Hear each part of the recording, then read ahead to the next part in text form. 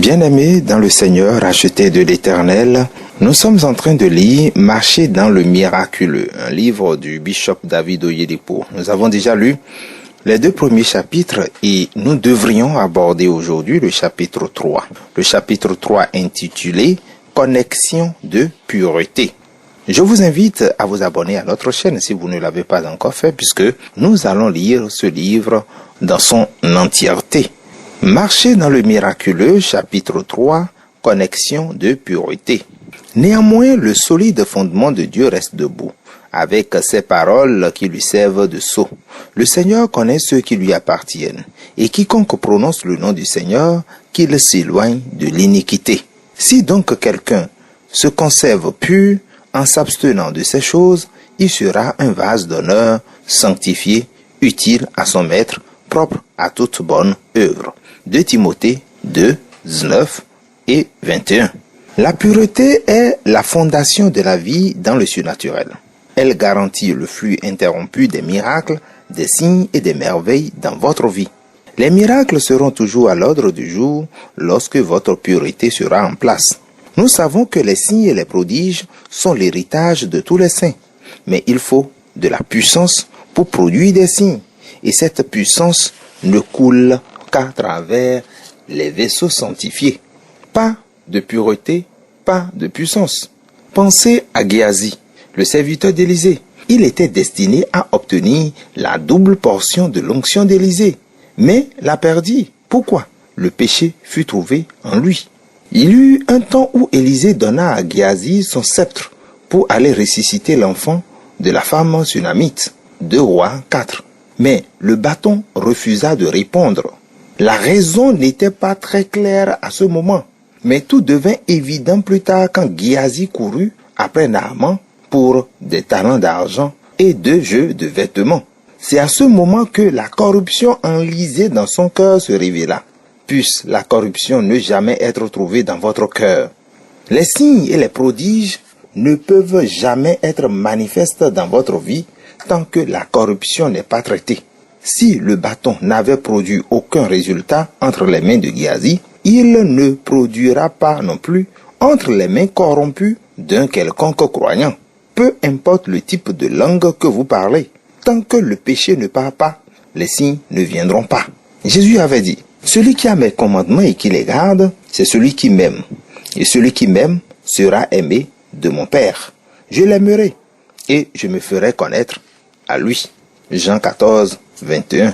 Je me ferai connaître à lui veut simplement dire je le conduirai dans le domaine des manifestations surnaturelles s'il garde mon commandement de pureté. Cela implique que si vous refusez de garder son commandement, vous vous disqualifiez automatiquement pour des manifestations surnaturelles. Avez-vous entendu Jésus dire « Qui de vous me convaincra de péché ?» Jean 8, 48. Qu'est-ce qui lui donna l'audace de poser cette question? Il était un homme de pureté et un vaisseau sanctifié.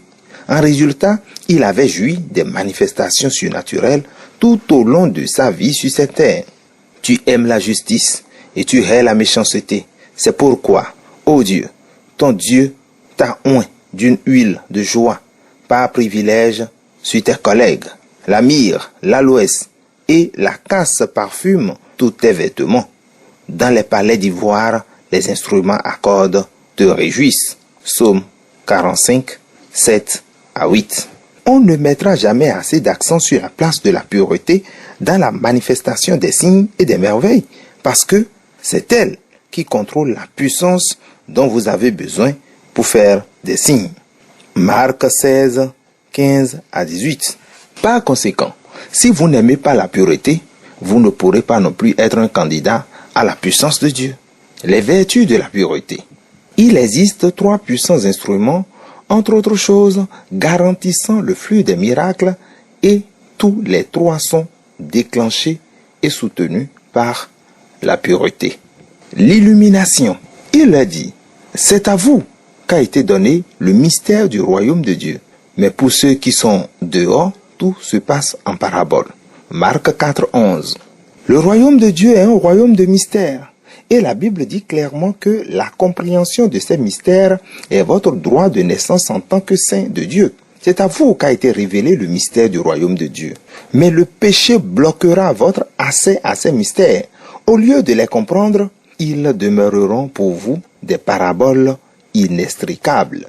Vous êtes considéré comme étant hors du jeu. Quelqu'un du dehors n'a pas accès aux histoires de l'intérieur. Cela est seulement réservé aux membres de l'intérieur. Apocalypse 22, 15 jette davantage de lumière sur ceux qui sont hors du jeu. Dehors les chiens, les enchanteurs, les impudiques, les meurtriers, les idolâtres et quiconque aime et pratique le mensonge. Apocalypse 22, verset 15. Ceux qui sont dehors sont des chiens. Et qui sont ces chiens? Il leur est arrivé ce que dit un proverbe vrai. Le chien est retourné à ce qu'il avait vomi, et la truie lavée s'est vautrée dans le bourbier. 2 Pierre 2, 22. Les chiens sont ceux qui retournent à leur vomissure. Ce sont ceux qui disent aujourd'hui, Seigneur, je suis navré, mais repartent plus tard à leur mensonge, leur combiné adultère. Ce sont ceux que Dieu appelle chiens. Lorsque vous êtes un chrétien qui dit aujourd'hui, Seigneur, je suis désolé, mais revient au même péché à une autre occasion, Dieu vous considère comme un chrétien chien. Tant que vous restez un chien, vous ne pouvez pas accéder à la parole de Dieu, qui est la puissance qui contrôle le miraculeux. Hébreux 1, 3. Dans Exode 4, 17, Dieu dit à Moïse, prends dans ta main cette verge, avec laquelle tu feras les signes. Il existe donc une verge, un bâton, avec lequel faire des signes. Et selon Ésaïe 11, 1, Jésus est cette verge. Il est aussi la parole de Dieu. Par conséquent, la parole est ce avec quoi vous faites des signes. Par exemple, il existe un bâton, une parole pour la guérison divine qui, une fois saisie, vous permet de produire des signes de guérison sans effort. Du moment où vous mettez la main sur cette parole de santé divine, vous obligez aussi le miracle à se produire. Mais le miracle ne peut pas être produit tant que le péché est dans votre vie. Considérez Jésus par exemple. Les miracles dans son ministère peuvent être attribués aux révélations qu'il avait de Dieu. Il a dit dans Jean 5, 19, 30, « En vérité, je vous le dis, le Fils ne peut rien faire de lui-même. Il ne fait que ce qu'il voit faire au Père. Et tout ce que le Père fait, le Fils aussi le fait pareillement. Je ne peux rien faire de moi-même. Selon que j'entends, je juge, et mon jugement est juste, parce que je ne cherche pas ma volonté, mais la volonté de celui qui m'a envoyé. Les choses qu'il fit furent fonction de celle qu'il entendit et vit. Un témoignage d'exceptionnelle pureté était aussi rendu à son sujet. Jean 8, 46. À partir de ce jour, un tel témoignage de pureté sera aussi rendu à votre sujet. La justice pave la voie à la révélation, et la révélation provoque la révolution. Quand vous vivez dans le péché, vous n'êtes limité qu'à l'information de la parole de Dieu. Vous n'accédez pas aux révélations. La justice est ce qui pave la voie pour les révélations de la parole de Dieu. Et tant que vous n'avez pas de révélation, vous ne pouvez provoquer aucune révolution dans votre vie. Cher ami, l'information n'égale en rien à la révélation. L'un est terrestre alors que l'autre est céleste. L'un est pour la pensée, l'autre pour l'esprit. Et nous savons que celui qui vient d'en haut est au-dessus de tous. Celui qui est de la terre est de la terre et il parle comme étant de la terre. Celui qui vient du ciel est au-dessus de tous. Jean 3, 31. Voici une collection de témoignages recueillis de certains frères ayant abandonné le péché et ayant reçu des révélations conduisant au miracle. Des furoncles explosent après le pardon. Lorsque j'avais entendu parler de la semaine des signes et merveilles, je m'y étais préparé en conséquence. Mais en arrivant au culte lundi, j'étais en proie de profondes douleurs avec environ 5 gros furoncles sur le corps. Quand le bishop dit que seule la sainteté nous amènera près de Dieu, j'ai prié parce qu'il nous avait demandé de prier pour le pardon de nos péchés. Puis j'ai demandé la guérison. Je suis donc reparti chez moi, toujours dans la douleur, et je ne pouvais pas venir au culte mardi. Je me suis alors oint, plus particulièrement où étaient les enflures. Et mercredi matin, les furoncles explosèrent. Je suis à présent soulagé. Toutes les douleurs ont maintenant disparu. Erator S. L'esprit d'immoralité détruit. J'ai été tenu captif de l'esprit d'immoralité pendant environ 12 ans. J'ai donné ma vie à Christ en 1994 et quand j'avais lu Proverbes 7, 13 à 14, je m'étais mis à pleurer. Mais l'esprit ne partait toujours pas. Je m'étais ensuite résolu à attendre devant le Seigneur dans la parole pendant la semaine des signes et prodiges. Soudain, je fus totalement guéri de l'esprit d'immoralité.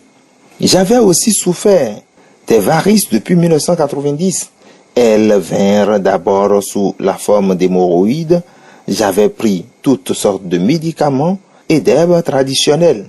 Il fut résorbé pour un moment, mais ressurgissent l'an passé et mon anus se bouchait littéralement, me faisant maigrir progressivement. Mais cette semaine, j'ai décidé d'attendre devant le Seigneur pour ma santé. Je suis maintenant totalement guéri. Adepoju au point. Délivré de 15 ans d'addiction à la marijuana, j'ai commencé à adorer ici en juillet 1996. J'étais un accro de marijuana depuis environ 15 ans. L'addiction avait commencé alors que j'étais encore au secondaire. J'avais essayé d'arrêter cette dépendance à plusieurs occasions parce que toute ma famille était liguée contre moi. En fait, cela m'avait empêché d'atteindre mes desseins dans la vie. Mais quand j'ai commencé à adorer ici, j'ai bu de l'huile d'onction après la prière et ce fut la fin de 15 ans d'esclavage. Et depuis lors, de bonnes choses ont commencé à se manifester dans ma vie. Je travaillais avant pour une banque, mais je fus limogé de mon emploi. J'ai donc monté ma propre société plus tard, une entreprise d'équipement agroalimentaire.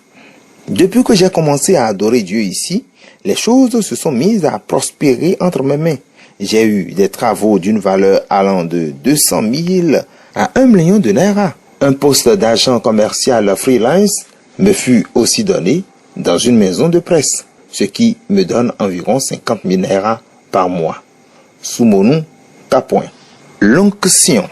Il est impossible de parler de signes et de merveilles sans parler d'onction. Mais aussi puissant qu'est l'onction du Saint-Esprit, elle n'est pas l'apanage des consacrés. Elle ne marche que pour les purs. Il leur dit aussi une parabole. Personne ne déchire d'un habit neuf un morceau pour le mettre à un vieil habit, car il déchire l'habit neuf et le morceau qu'il en a pris n'est pas assorti au vieux. Et personne ne met du vin nouveau dans de vieilles outres. Autrement, le vin nouveau fait rompre les outres, il se répand et les outres sont perdues. Mais il faut mettre le vin nouveau dans des outres neuves. Luc 5, 36 à 38. Lorsqu'un homme verse le vin nouveau dans une vieille outre, elle explose parce que le vin nouveau est toujours en cours de fermentation, donc augmente encore de volume, tandis que la vieille bouteille a déjà atteint sa limite de flexibilité. Ainsi, pendant que le nouveau vin continue à se dilater dans la vieille bouteille, celle-ci ne peut plus de son côté se dilater davantage. Elle finit donc par exploser. Le vin et la bouteille sont alors tous deux perdus. Voilà pourquoi Jésus avait dit que pour préserver le vin et la bouteille, le vin nouveau doit être mis dans une bouteille tout aussi nouvelle. Le vin nouveau représente l'onction du Saint-Esprit et la bouteille représente le Saint. Mais d'autres se moquaient et disaient, ils sont pleins de vin doux. Ces hommes ne sont pas ivres, comme vous le supposez, car c'est la 3e heure du jour.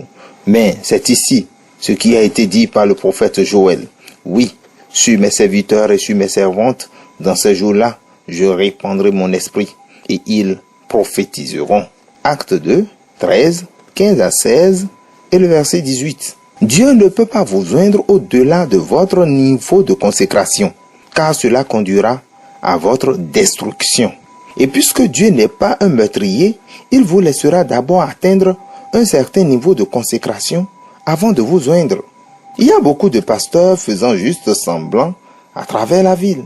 Un petit mensonge par ici, un petit adultère par là, jusqu'à ce que Dieu se lave complètement les mains à leur sujet. C'est ainsi que de tels pasteurs imposent les mains au peuple sans qu'il y ait une moindre manifestation. Avec un visage refrogné, ils disent « c'est fait, rendez juste grâce à Dieu ». Mais il n'y a eu aucune libération de vertu et d'onction, parce que tant que la pureté n'est pas en place, vous n'êtes pas digne d'une nouvelle huile. Je crois, et l'écriture ne peut pas être abolie, que la consécration améliore le flot de l'onction, alors que toute corruption l'inhibe. La présence divine. La troisième vertu apportée par la pureté est la présence divine. La présence divine est l'aura de Dieu. C'est son soutien personnel. Quand vous portez la présence de Dieu, vous obligez des Jourdains de la vie à retourner en arrière.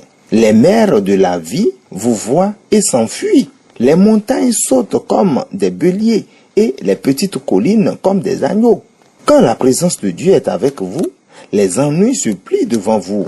La maladie prend fuite à la simple évocation de votre nom. Cher ami, la présence divine vaut mieux que tous les prix que vous pouvez payer. Parlons de Jésus.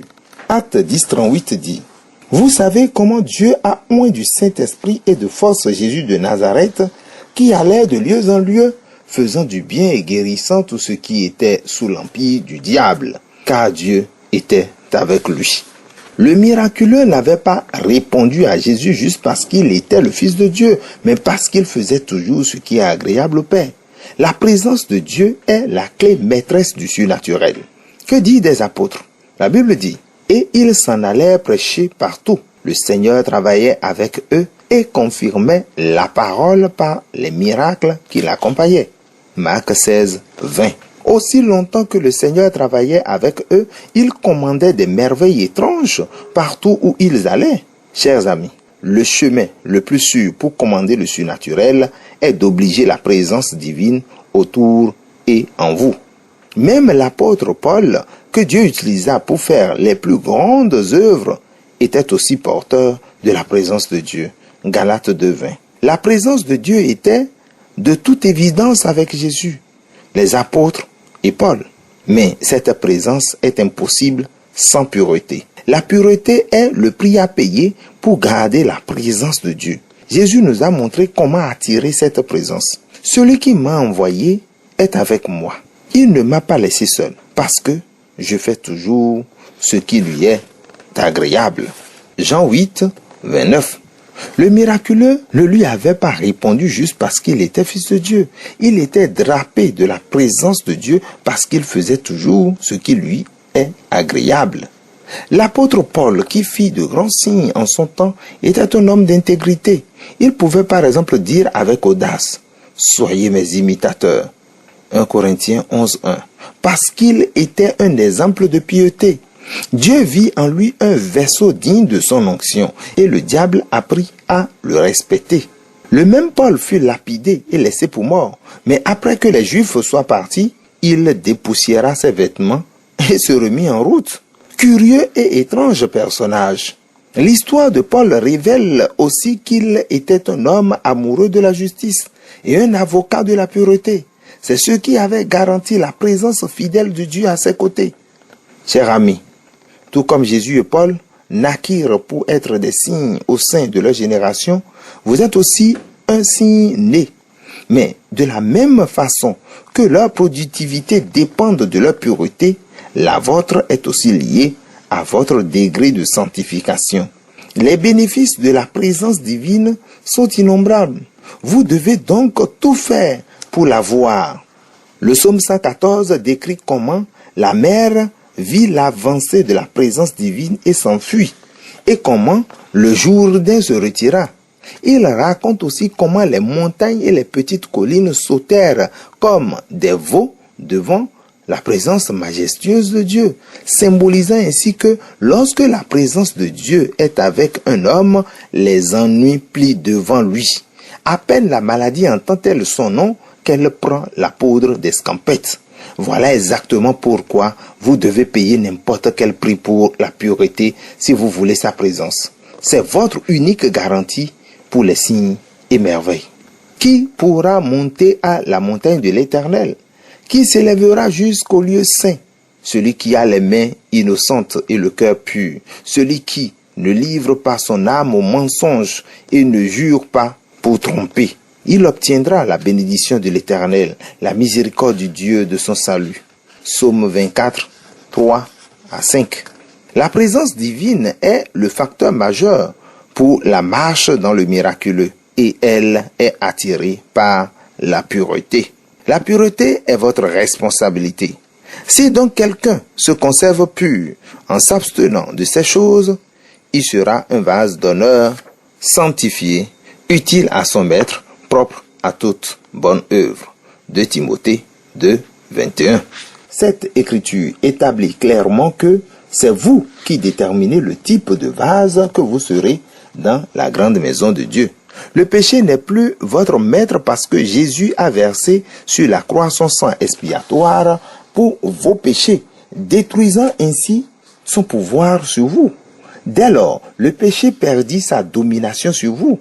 Romains 6, 14. Le péché est désormais votre esclave. Par conséquent, vous pouvez vous désolidariser de toute habitude malsaine, vous ayant piégé depuis longtemps dès aujourd'hui.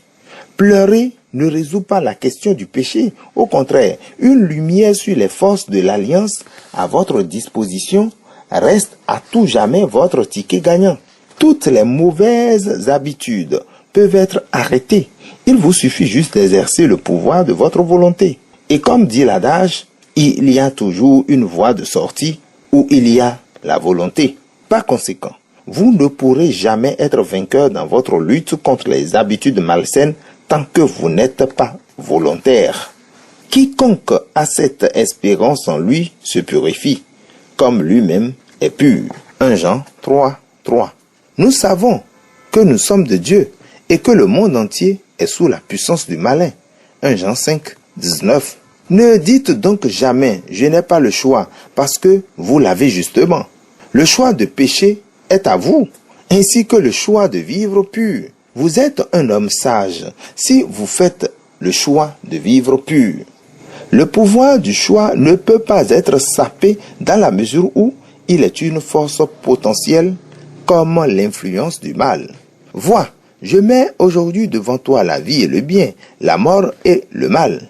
J'en prends aujourd'hui à témoin contre vous le ciel et la terre. J'ai mis devant toi la vie et la mort, la bénédiction et la malédiction. Choisis la vie, afin que tu vives, toi et ta postérité. Deutéronome 30, 15 et le verset 19. Examinez-vous profondément. Y a-t-il un mal que vous pratiquez en secret? Êtes-vous dans une relation adultère? Êtes-vous engagé dans des pratiques frauduleuses? Si tel est le cas, alors vous êtes près de la destruction. Sortez de cette situation dès aujourd'hui. Le péché inhibe votre vie dans le miraculeux. Tant que vous ne tirez pas un trait définitif sur la colère, les commérages, les mensonges et toutes les autres œuvres de la chair, et vous mettez dans une marche dans la pureté, les miracles ne vous suivront jamais. Je ne parle pas juste de piété ici, mais de pureté. Au cas où vous vous battez contre le péché, comprenez que vous n'avez pas besoin de lutter contre lui. Prenez juste l'autorité sur lui et vous verrez combien il peut être faible devant vous. Rappelez-vous aussi que Satan n'est plus aux commandes de votre vie. Vous pouvez donc choisir d'être libre et il ne pourra pas vous arrêter. Toute chose à laquelle vous dites non doit vous obéir et desserrer son étau sur vous. Jésus a payé le prix pour que vous viviez dans la liberté totale. Il n'y a aucune autre voie pour faire des exploits que d'épouser une vie de pureté. En plus d'exercer le pouvoir de votre volonté contre le péché, vous pouvez aussi prendre un pas supplémentaire et sceller votre choix par un serment. Or, les hommes jurent par celui qui est plus grand qu'eux, et le serment est une garantie qui met fin à tous leurs différends. Hébreux 6, 16. Un frère avait rendu le témoignage suivant récemment. J'ai été fumeur chronique pendant 35 ans jusqu'au 12 janvier 1997. J'avais commencé à fumer quand j'étais au lycée jusqu'à ce que cela devienne une addiction incurable. Toutes les tentatives faites lorsque je m'étais rendu compte que je mourrais à petit feu furent sans effet.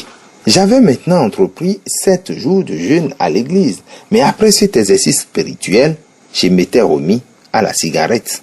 Un dimanche matin, en 1997, la première déclaration que le bishop fit fut « Le juste exalte une nation, mais le péché est la honte des peuples ». Ces paroles me mirent en éveil et je devins tout agité. Et comme si cela ne suffisait pas, il ajouta « Quand Satan fait le serment de votre destruction, jurez aussi sa dévastation. Tant que vous ne voulez pas un changement, vous ne pourrez pas vaincre. » C'est à partir de ce moment que j'avais décidé de faire demi-tour et j'avais soutenu ma décision par un serment solennel. J'ai alors dit à Dieu, « Seigneur, après ce jour, que tout bâton de cigarette que je tiendrai encore entre mes mains soit mon accès à la tuberculose et que tout autre acte d'immoralité soit celui qui me donnera le sida. » Et ce fut la fin. Le goût de ces choses démoniaques s'évanouit immédiatement en moi. S.M. Cher ami, vous pouvez mettre fin à vos luttes contre le péché par un serment. Le péché est une barrière contre la coulée des signes et des prodiges. Vous devez donc l'arrêter avant qu'il ne mette fin à votre manifestation. Et c'est ici que prend fin le chapitre 3 de ce merveilleux livre « Marcher dans le miraculeux ». Nous avons beaucoup d'autres chapitres à vous lire. Gardez votre position d'écoute et à la prochaine.